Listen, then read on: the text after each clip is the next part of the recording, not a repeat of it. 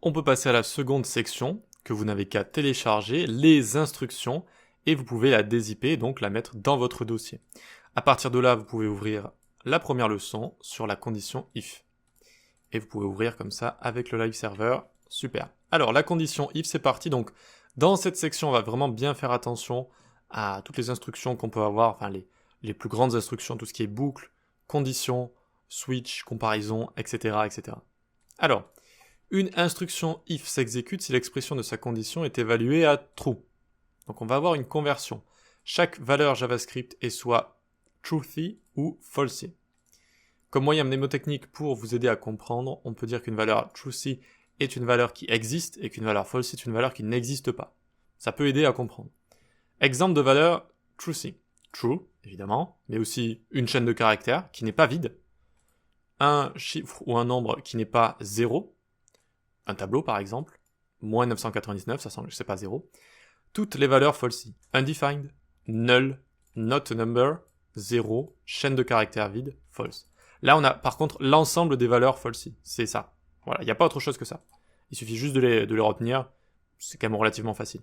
Après pour toutes les valeurs truthy, ben, ça peut être une infinité de valeurs, quoi. C'est-à-dire on peut faire une infinité de chaînes de caractères, une infinité de nombres, etc. etc. Donc on a nombre 1, nombre 2 ici, nombre 1, nombre 2. If nombre 1 est supérieur à nombre 2, alors j'écris condition true, instruction exécutée. C'est ça qu'il faut vraiment comprendre. Hein. C'est que la condition va s'exécuter seulement si cette expression est true, d'accord? Si elle est vraie. Si elle n'est pas true, c'est mort, ça ne va pas s'exécuter. Donc ici, NB1 supérieur à NB2, non, non c'est false, d'accord? C'est false ici. Cette expression retourne false, donc ça ne va pas l'exécuter. Par contre, si je dis que c'est inférieur, là, oui, c'est vrai. C'est vrai, donc ça l'exécute. Voilà. Il faut vraiment comprendre la conversion qu'il y a ici si la valeur qui est retournée n'est pas déjà true ou false. Ici, avec une comparaison, c'est déjà true ou false. Donc en gros, c'est facile, regardez. 50 inférieur à 200, ça retourne true comme ça. D'accord? Donc il n'y a pas de conversion à faire là. Il y a juste à dire est-ce que c'est vrai ou faux? C'est vrai, donc hop, j'exécute. Néanmoins, si on a par exemple if false ici, c'est possible, on peut écrire ça. Log, on va écrire test. D'ailleurs, vous voyez que VS Code me le grise comme ça. False, bah du coup, ça ne va jamais s'exécuter, ça, ici. Ça ne va jamais s'exécuter vu que mon expression est false. Maintenant, on va parler un peu des expressions truthy et falsy. Regardez, si je mets ici ABC, eh bien là, ça exécute test.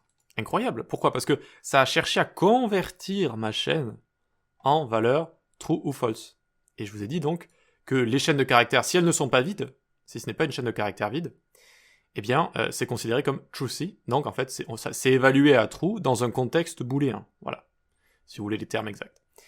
Et donc ici, par contre, si on a une chaîne vide, ça fait partie des valeurs falsy. Vous voyez, je l'ai écrit ici. Chaîne vide. Et donc là, ce n'est pas exécuté. Ce n'est pas exécuté. Mais pareil, si je mets undefined ici, c'est pareil. Undefined, c'est évalué à false. D'accord? Etc., etc. Donc ensuite, au-dessus, je vous ai montré, ça peut être un nombre négatif, hein, là, il n'y a pas de problème. En gros, entre guillemets, hein, c'est une valeur qui existe, si vous voulez. Et etc., etc. Voilà. Donc, souvent, on peut voir ce genre de choses, parce que quand on met, bon, if true, évidemment, ça va tout le temps s'exécuter, d'accord? Mais ça peut être assez intéressant de mettre ça si on a une variable. D'accord? Donc, par exemple, let is logged est égal false.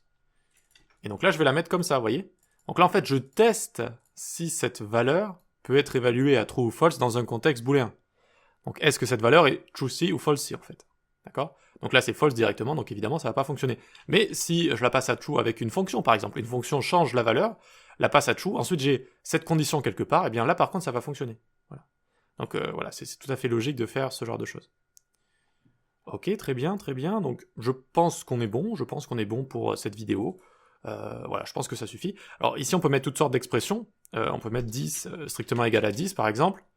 Ça retourne true, d'accord? Donc c'est bon, ça va bien l'exécuter. Si, est-ce que 10 est strictement différent de 10? Non. Donc ça ne l'exécute pas ici. Voilà.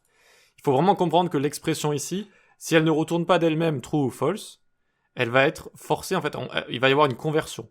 On va essayer de la convertir à true ou false en fonction de sa valeur, truthy ou falsy. Voilà. Ok?